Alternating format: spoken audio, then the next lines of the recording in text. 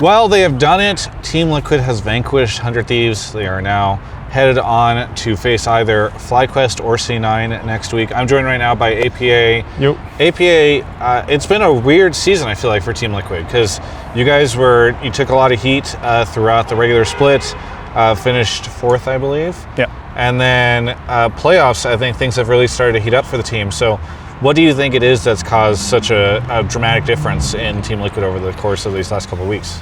I think we were always really good in scrims. It just took a while for me, and honestly me especially, but Jan like a little bit, to like ramp up, especially on stage.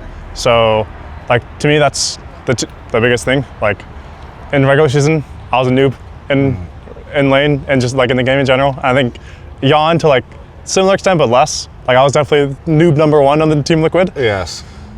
Were you frustrated at all, or did you feel any pressure around, oh God, I got to make this work, otherwise, I don't know, maybe summer split will not be, I might not be starting on the team?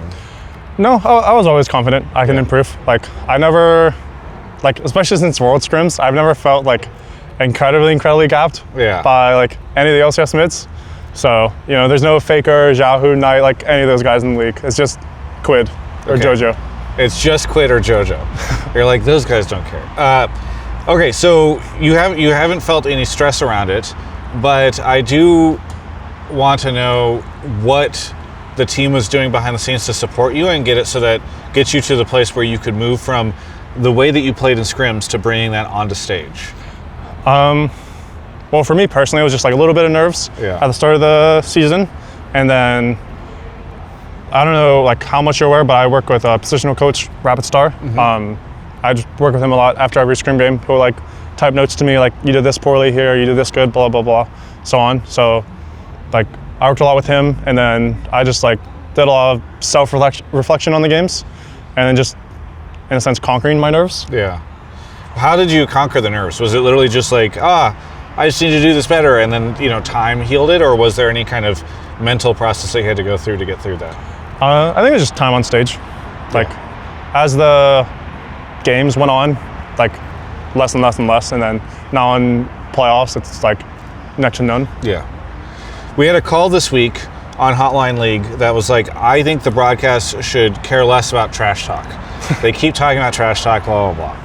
And it was not like players shouldn't trash talk. It was literally just like they kept emphasizing it.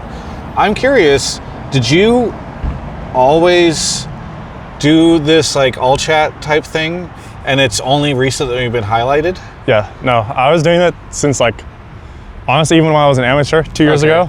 Like I was all chatting. When I was in academy, I was all chatting. And now, like even last season, like I was all chatting, so. Have you ramped it up? Like why is it getting so much attention now? I think there's just more spotlight on me, is all. Like I don't think, like maybe a little bit, like to be honest, the FlyQuest series, I probably typed the most I've typed. Okay. But like even last. Because Jensen did seem unhappy about it.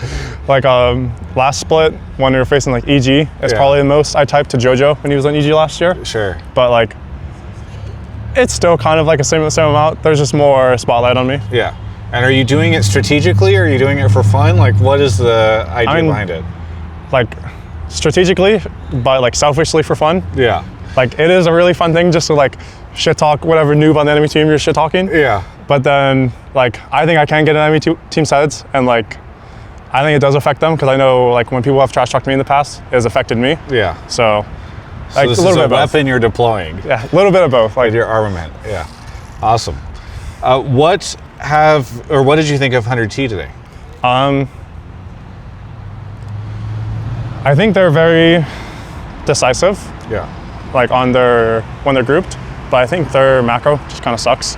There was a lot of sequences, especially the Rift Herald sequences. It was just like they're just getting blown open in. Even in the third game that we lost, like I'm taking bot turret for free, and if we just cleared one flank TP ward, we would have got Rift Herald for free, bot turret for free, and they're losing waves. Yeah. And I think that was happening a lot. So I think when they're on the same screen as you, they're really good, and just like their fingers are really good, but when you're spreading out and making them go from here to there, they're kind of noobs. Yeah. Kind of noobs, I like it.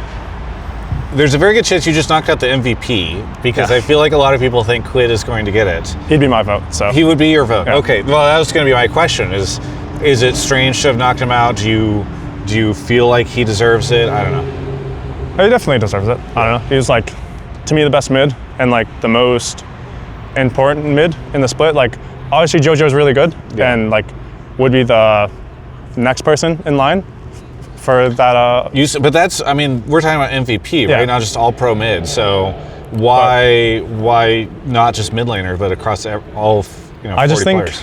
The games that 100 Thieves have won, a lot of them have been just off clutch moments that Quid mostly and sometimes River have played. Like, I forget who they faced, but Quid had a really insane Arya game where he just had like 3 to 4 super clutch team fights in a row. And like, to me, that's like, that deserves MVP. Yeah. Well, does it feel better to know that you might have knocked him out, or does it just feel weird? Or nothing at all?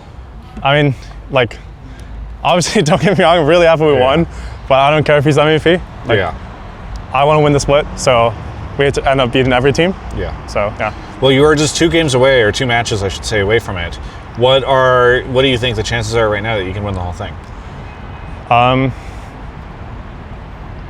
To be honest, I don't know how to put a chance on that. Like, there's a chance is all. There's a chance. There's a chance.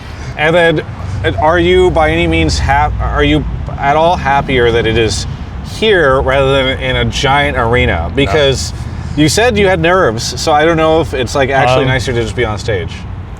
No, to be honest, last year, like summer finals in New Jersey was super fun. Like, it was a super insane experience for me.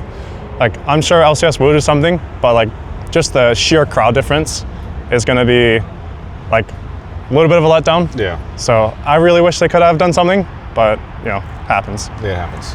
It does happen, especially in 2024. All right. Anything you want to say to any of the fans out there? Yeah. Shout out to the people who supported me. That, and thank you, Hondo.